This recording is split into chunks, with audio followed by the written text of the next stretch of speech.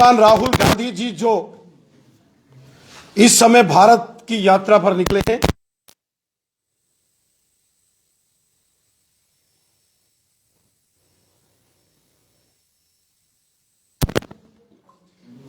जो पाप जो अपराध किया है, उनके लिए श्री राहुल गांधी जी को माफी मांगनी पड़ेगी। कांग्रेस के वरिष्ठ नेता और श्री राहुल गांधी जी के सहयोगी, उनके पारिवारिक मित्र दिग्विजय सिंह जी ने जिस प्रकार भारतीय सेना और भारतीय वायुसेना के बहादुर जांबाज वीरों के शौर्य, पराक्रम, अदम्य साहस और कर्तव्य परायणता पर जो सवाल उठाए, वो बहुत ही दुर्भाग्यपूर्ण है। राहुल गांधी जी की इस भारत यात्रा में दिग्विजय सिंह जी ने जम्मू कश्मीर के अंदर भारतीय सेना और भारतीय वायुसेना के बहादुर जांबाज वीरों का जो अपमान किया, यह नाकाबिले बर्दाश्त है। इसको किसी सूरत में भी बर्दाश्त नहीं किया जा सकता। भारतीय सेना हो, जम्मू कश्मीर पुलिस हो, हमारे पैरामिलिट्री फोर्सेस के जवान हो, या हमारी वायुसेना हो, या हमारी इंडियन नेवी हो, हमारी सेनाओं के बहादुर जवानों ने बलिदान देकर जम्मू कश्मीर में पाकिस्तान प्रायोजित आतंकवाद से जंग लड़ी है। कितने हमारे सेना के और अन्य जो हमारे air force, Jammu Kashmir police, paramilitary forces के जवानों ने पाकिस्तान प्रायोजित इस आतंकवाद से लड़ते लड़ते वीर गति प्राप्त की है। पूरा देश अपने इन वीर बलिदानी, अपने बहादुर जांबाज वीरों को नमन करता है, सलूट करता है अपने वीरों की देशभक्ति को। लेकिन कांग्रेस के नेताओं ने देश का अपमान किया है, भारत माता का अपमान किया। जो सर्जिकल स्ट्राइक पाकिस्तान के कब्जे वाले जम्मू कश्मीर के अंदर हुई, उड़ी हमले के बाद भारतीय सेना ने पाकिस्तान के कब्जे वाले जम्मू कश्मीर में घुसकर आतंकवादी ठिकानों को ध्वस्त किया। पूरी दुनिया ने भारतीय सेना के जांबाज वीरों के शौर्य और पराक्रम को सलूट किया। और कांग्रेस के नेताओं को सबूत चाहिए। पुलवामा के आतंकी हमले के बाद भारतीय वायुसेना ने पाकिस्तान के अंदर घुसकर बालाकोट के अंदर एयर स्ट्राइक की। पूरी दुनिया ने वह नजारा देखा कि भारतीय वायुसेना की ताकत, और पाकिस्तान के बालाकोट के अंदर आतंकवादियों के ध्वस्त शिविरों को पूरी दुनिया ने देखा। लेकिन कांग्रेस के नेताओं को सबूत चाहिए। कांग्रेस पार्टी ने हमेशा देश के साथ गद्दारी की है। श्री राहुल गांधी जी को माफी मांगनी पड़ेगी। जो भारत माता की पीठ पर कांग्रेसियों ने बार बार खंजर घोंपे, बार बार हमारे जांबाज वीर सैनिकों का अपमान कांग्रेस पार्टी ने किया है, जिसके लिए श्री राहुल गांधी जी को माफी मांगनी पड़ेगी। ये वही दिग्विजय सिंह है जिनको कभी भगवा में आतंकवाद नजर आता है, जिनके लिए ओसामा बिन लादेन जैसा खूंखार आतंकवादी उसको ये जी और साहब करके बुलाते हैं। बटला हाउस आतंकवादी, वहां जो मारे के जो एनकाउंटर हुआ है, उस पर सवालिया निशान लगाने वाले दिग्विजय सिंह जी की छत्र छाया में श्री राहुल गांधी जी भारत की यात्रा कर रहे हैं। इससे एक बात स्पष्ट है, यह कांग्रेस की रणनीति का हिस्सा है कि पहले अपने वरिष्ठ नेताओं से देश के सेना के जवान जांबाज वीरों के खिलाफ जहर उगलो, और फिर राहुल गांधी जी आ जाएंगे ये कहने के लिए कि ये बड़ा रेडिकुलस है। राहुल गांधी जी 70 साल जो कांग्रेस ने पाप किए हैं पूरा भारत जानता है। कांग्रेस पार्टी ने हमेशा आतंकवाद, अलगाववाद और पाकिस्तान की मानसिकता रखने वाले तत्वों से हमदर्दी जताई है। कांग्रेस के कारण देश का विभाजन हुआ। कांग्रेस की मेहरबानी से जम्मू कश्मीर के एक बड़े भूभाग पर 1947 में पाकिस्तान ने गैर कानूनी तरीके से कब्जा किया। माफी मांगनी चाहिए राहुल गांधी जी को कि उनकी पार्टी और उनके परिवार के जो नेता प्रधानमंत्री थे उनकी गलतियों के कारण देश का भी विभाजन हुआ और जम्मू कश्मीर के और लद्दाख के बड़े भूभाग पर पाकिस्तान ने गैर कानूनी तरीके से कब्जा किया। इसके लिए श्री राहुल गांधी जी को माफी मांगनी पड़ेगी। श्री राहुल गांधी कहते हैं कि मैं इस यात्रा से जम्मू कश्मीर के लोगों का दर्द समझने की कोशिश कर रहा हूं। श्री राहुल गांधी जी को 70 साल लगे कि जम्मू कश्मीर के लोगों का दर्द क्या है। 70 साल पश्चिम पाकिस्तान के जो विस्थापित, जो रेफ्यूजीज जम्मू कश्मीर में रह रहे थे उनको कांग्रेस ने अधिकार नहीं दिए, नागरिकता नहीं दी। दलित समाज के लोग, वाल्मीकि समाज के लोग, गोरखा समाज के लोग, गुर्जर और बकरवाल समुदाय के लोग, पहाड़ी कबीले के लोग, जम्मू कश्मीर के अंदर जो हमारी मातृशक्ति है, महिलाएं हैं, 70 साल उनको अधिकारों से वंचित रखा गया। 70 साल जब जब कांग्रेस की सरकारें रही जम्मू कश्मीर के देशभक्त लोगों को अपमानित और प्रताड़ित किया गया। कांग्रेस पार्टी जम्मू कश्मीर के देशभक्त लोगों की गुनाहगार पार्टी है। आज श्री राहुल गांधी जी को कश्मीरी पंडित समाज के हमारे भाई बहन याद आए। कहां थे श्री राहुल गांधी जी और उनकी कांग्रेस पार्टी जब सन 1999 में जब जम्मू कश्मीर के अंदर यहां कांग्रेस पार्टी की सरकार नेशनल कॉन्फ्रेंस के साथ थी और बंदूक की नोक पर कश्मीरी पंडितों को कश्मीर घाटी से बाहर निकाल दिया गया। जब आतंकवादियों ने, अलगाववादियों ने, पाकिस्तानियों ने कश्मीर घाटी के अंदर तांडव किया और 5 लाख के करीब करीब कश्मीरी पंडित कश्मीर घाटी से निकाल दिए गए।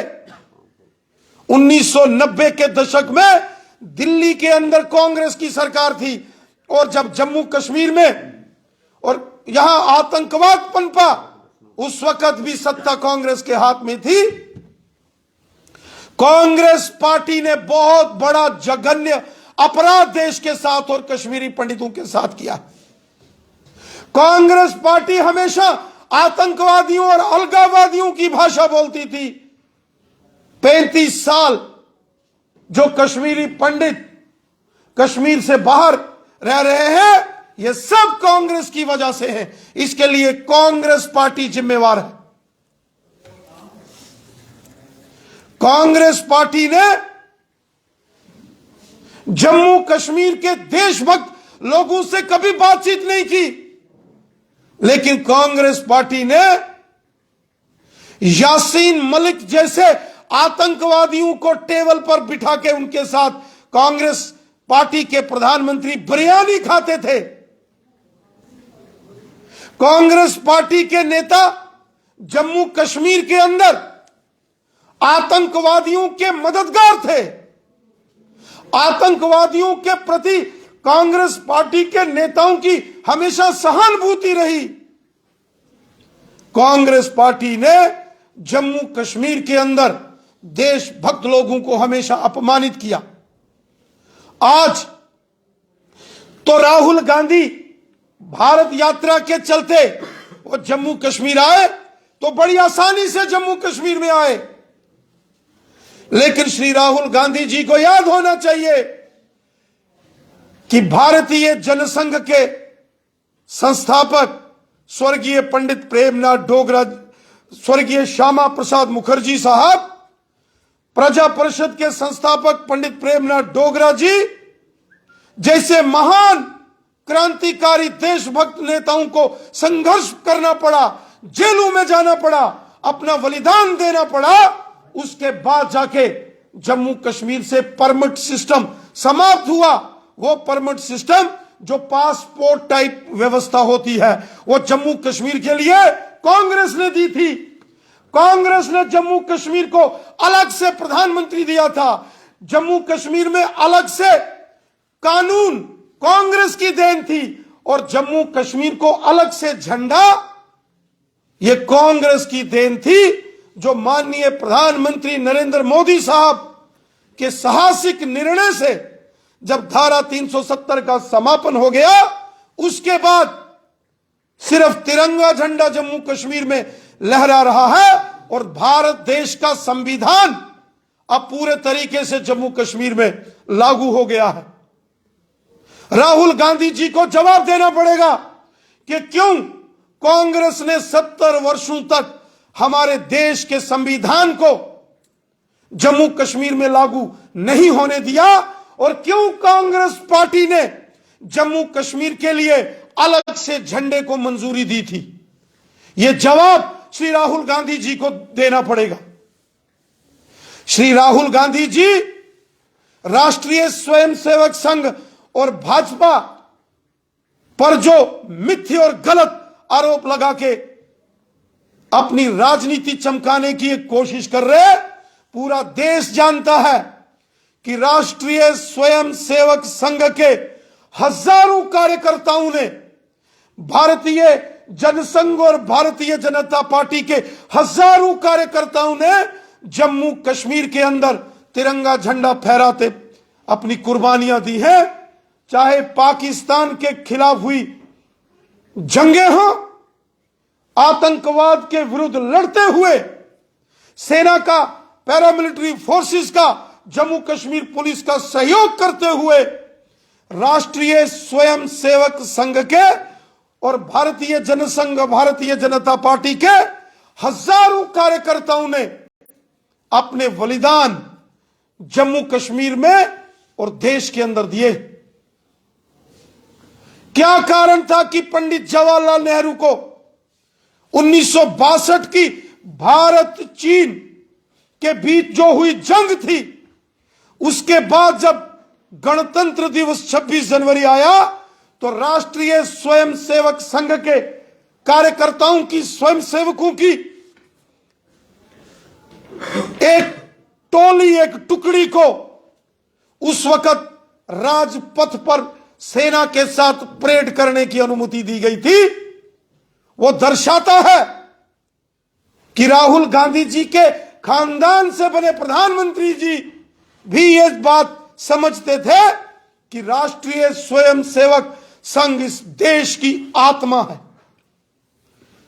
संघ के और भारतीय जनसंघ, भारतीय जनता पार्टी के हर एक कार्यकर्ता, हर एक स्वयंसेवक के दिल में हिंदुस्तान बसता है। आरएसएस, बीजेपी के हर एक कार्यकर्ता के दिल में भारत माता और तिरंगा झंडा बसता है।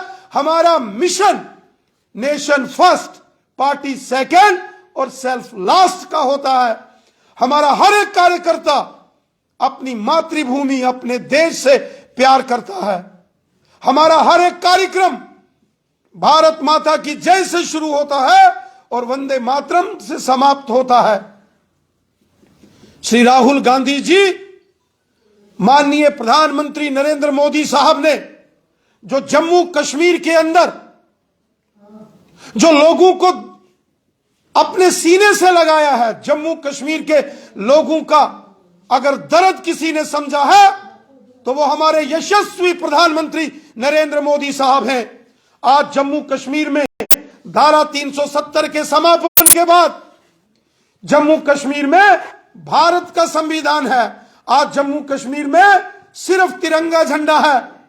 आज जम्मू कश्मीर में चाहे पश्चिम पाकिस्तान के रेफ्यूजी हों, पीओजेके के रेफ्यूजीज हों, दलित समाज के लोग हों, वाल्मीकि समाज, गोरखा समाज के लोग हों, महिलाएं हों, गुजर बकरवाल समुदाय के लोग हों, पहाड़ी कबीले के लोग हों, समाज के हर वर्ग को उनके अधिकार मोदी साहब ने दिए हैं।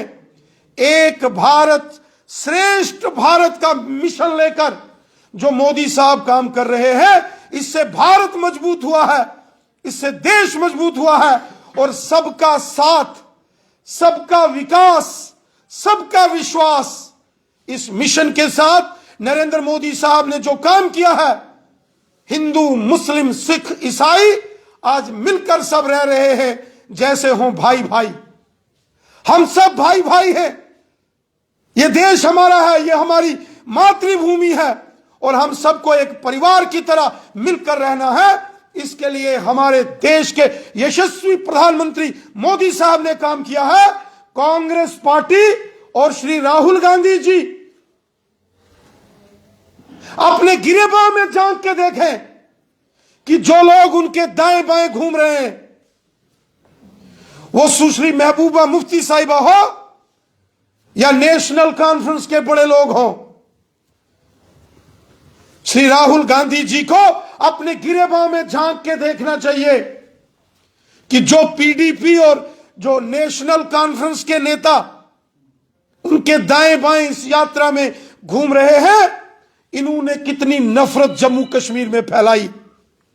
श्री राहुल गांधी जी को दिग्विजय सिंह, संजय निरुपम और शशि थरूर की ओर भी देखना चाहिए कि कितनी नफरत कांग्रेस के इन नेताओं ने हिंदुस्तान के अंदर फैलाई है।